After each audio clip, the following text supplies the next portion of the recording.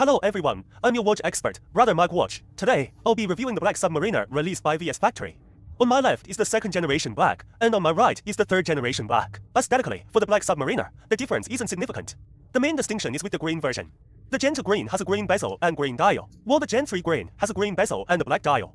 So, there's a clear visual difference there. However, for the Gen 2 and Gen 3 Black, the appearance is nearly identical. Let me explain the differences between these two models. This Gen 2 Black has a 40mm case diameter and is equipped with the Dandong 3135 movement. The Gen 3 Black has a 41mm case diameter and houses the Dandong 3-35 movement. Visually, there aren't many major differences. The key detail, let me point it out, is at the 6 o'clock position. On the dial, at the 6 o'clock mark. The Gen 3 Black features a small crown logo, whereas the Gen 2 Black does not have this small crown logo. Otherwise, the visual difference is minimal. Let's follow international practice and I'll measure the dimensions and thickness for you, and you'll see the difference. This is the Gen 2 Black, let's check its case diameter. The official data states a 40mm case diameter, let's measure it. Measuring this position, it's 40.2mm, correct. Now let's check its thickness. 12.4mm. The dimensions and thickness are consistent. Now let's look at the dimensions of the Gen 3 Black. Viewing it in the video might be a bit tricky. 40.7mm, correct. So the bezel diameter is about 0.5mm larger. Let's check the thickness. The Gen 3 is slightly thinner, but it's very similar. 12.2mm versus 12.4mm, a 0.2mm difference, which is negligible. You'll notice that the dimensional difference is only 0.5mm. This is consistent with the genuine models. For example, the Daytona is officially listed as 40mm, but the actual measurement is 38.5mm. So many watch enthusiasts wonder why the Daytona feels smaller than the Submariner. This is indeed the case. Official data is just for reference. Another point is that its bracelet and clasp dimensions are also different. So don't assume that since the Gen 2 and Gen 3 look similar, VS Factory would just use the Gen 2 bracelet on the Gen 3. They wouldn't. I'll measure them for you. They are all made from new molds. Okay, take a look at the dimensions of this Gen 2 Black. Let's measure this spot directly. It's 19.5mm, correct, 19.4mm. Now let's look at its clasp. We'll measure the center. The clasp difference is similar, so a rough idea is fine. 17.4 毫米, 17.4毫米 and 19.4毫米, right. Now let's look at this one, the Gen 3 Black's bracelet dimensions. See, 20.5mm. Now let's check its clasp dimensions. 18.8毫米. See, the bracelet and clasp dimensions are completely different. Let's compare them. However, to be honest, when we view them in the video, we can't really tell the difference. So I'm just briefly explaining. That's why using a caliper to measure provides a more direct and factual basis. This video will mainly focus on the Gen 3 Black. If you're interested in the Gen 2 Black, you can check out my previous videos to learn more about it. So let's briefly go over some basic configurations of the Gen 3 Black. Its entire case and bracelet are made of 9i4L steel. The bezel is a unidirectional rotating ceramic bezel. You can listen to the sound of the rotation. The entire rotation sound is very crisp, and that includes the tactile feedback when rotating. The detent clicks are very distinct. I'll rotate it faster so you can hear. See, and it's a unidirectional rotation, not bidirectional. You need to be clear about this. This countdown bezel is used to read the remaining time from an oxygen tank. Let me demonstrate. For instance, if we align it with the minute hand here. You align this luminous pearl with the minute hand. See, now, if your oxygen tank has 10 minutes of air left, then when the minute hand moves to the 10-minute mark, it means your oxygen tank is almost out of time. There's not much oxygen left. That's roughly the idea. Of course, everyone's usage method is different. Let's continue to discuss the details of this model. The crystal is a high-clarity, high-transparency sapphire crystal, and it features a 2.5x magnification cyclops for the date. The entire date font has a 3D, oil-printed effect, and the thickness of each number is consistent. I can demonstrate that for you as well. Including its crystal, you can feel it. It uses a fully transparent AR-coated crystal. You can check the edge of the crystal, it won't have any opaque feel. You can experience this. Look from every angle, just focus on the crystal's edge. See? And the crystal has a sunken treatment. The sunken crystal doesn't mean it's lower than the ceramic bezel. It's not, it has a certain curvature, so it doesn't look completely protruding. You can feel it. Then there are other details on the side. Let me talk about them. First, you can feel this cannon pinion, the center post. The VS cannon pinion has always been made very comfortably. Like the C Factory GMT Master tool I reviewed before, I mentioned that C Factory's Canon pinion was done very poorly, but VS did it well. But at that time, VS couldn't get the Dandong 3 to 85 movement. Sure, back then, you could only choose C Factory's product, but I dissuaded many enthusiasts from buying it precisely because of that Canon pinion issue. Now, for the GMT, VS also uses the Dandong 3 to 85 movement. That's a side note. I'm just mentioning from the side that VS's Canon pinion is done quite well. You can feel it. It has a small head shape, and the center is a solid design. See, the VS, or rather, C Factory Submariner and they just have the same effect, but its small head shape is noticeably a little bit larger. Not a bit larger, but a bit less obvious. You have to compare to notice it. Then, the overall effect is quite similar. It's just that, relatively speaking, VS is slightly better. Also, you can look at the dial. It has a hollow design, with the area below the Canon pinion being sunken, creating a black hole effect. You can feel it. Then the hands are this kind of bar-shaped design, with a 3D effect. They're not flat, stamp pieces. You can feel it. And the 6, 9, and triangle markers all have rounded corner polishing, meaning, for instance, a right angle is like this, right? But its edges and corners here are not sharp, but have rounded corner polishing. This is a detail on a more intricate level, and you can feel that the hands have absolutely no burrs. This is consistent with the craftsmanship of a major factory. Then the details of the crown, you can feel it. See the floating crown design.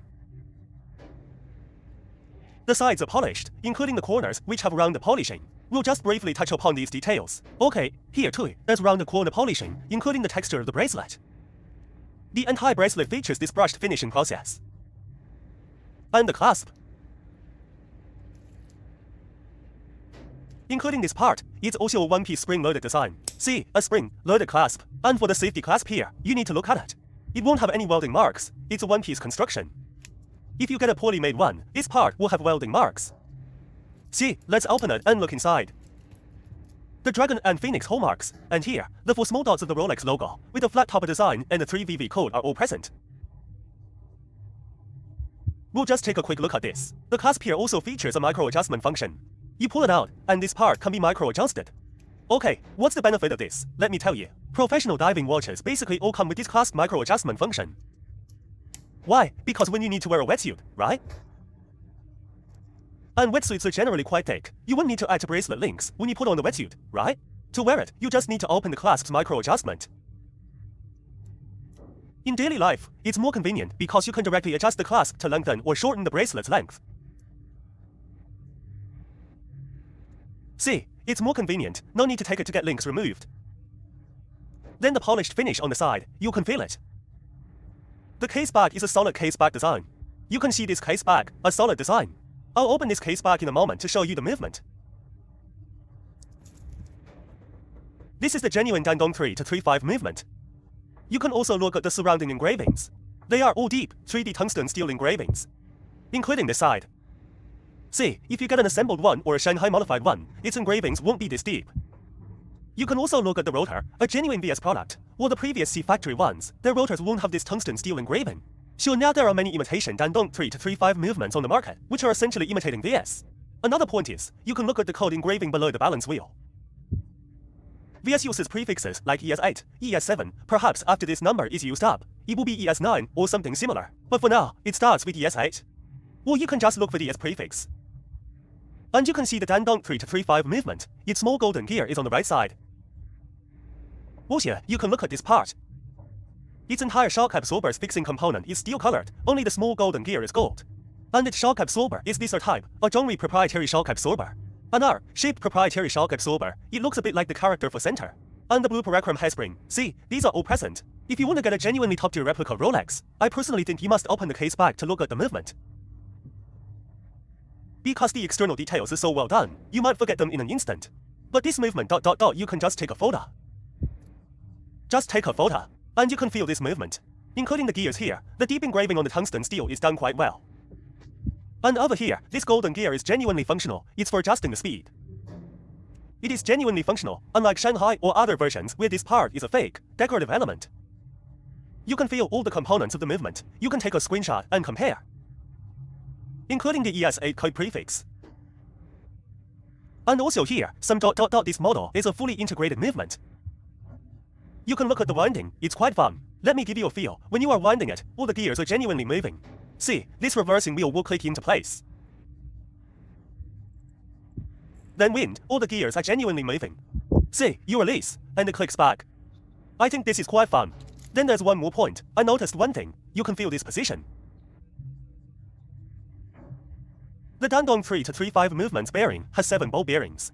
And its base color for the ball bearing is a golden base color. This is different from the Shanghai version. You can take a look. See, the rotor bearing below is golden. And the color of the jewels, the pigeon blood ruby color. You can screenshot and compare to get the correct version. Because this market segment is really, really deep.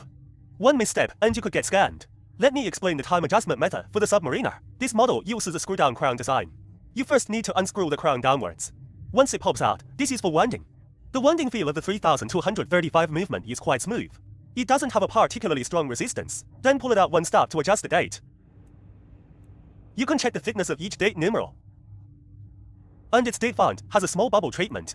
Let's look at the single-digit numbers. See, the date font size is consistent. Then pull out one more step to adjust the hands. For the 3135 movement, turning clockwise makes the hands go clockwise. For the 3-3-5 movement, turning clockwise makes the hands go counterclockwise. Also, the 3-3-5 movement's power reserve can reach about 70 hours. You can feel it, see? Clockwise turn, counterclockwise hand movement. Turning it counterclockwise makes the hands go clockwise, see? Now let's look at its state change situation. It features an instantaneous state change. See, it also supports reverse date adjustment. I need to demonstrate this for you. This reverse date adjustment function, if you don't need to use it, try to use it as little as possible. I personally feel it might cause some damage to the date or gears. Okay, then you just adjust it back. After you've set the time, push the crown inwards to the winding position, push it in, and simultaneously rotate it upwards to lock it. Then you can take a swimming or snorkeling without any issues. Finally, I'll put it on my wrist for you to get a feel. Actually, whether it's the Gen 2 or Gen 3 black, it's really up to your personal preference. I feel that on the wrist, they are quite similar. The bracelet links might be slightly wider. But otherwise, there's no major difference. And currently, the best Submariner you can get is from VS. As for Sea Factory, if someone tells you they have stock, it's most likely a fake Sea Factory product. You must pay attention to this. And this Dandong 3-3-5 movement is exceptionally stable. Clockwise turn for counterclockwise movement, instantaneous date change, reverse date adjustment, and the power reserve can reach about 70 hours when fully wound. The time adjustment method and functions are identical to the genuine article. Okay, that's it for today's brief review. We'll see you next time. Goodbye.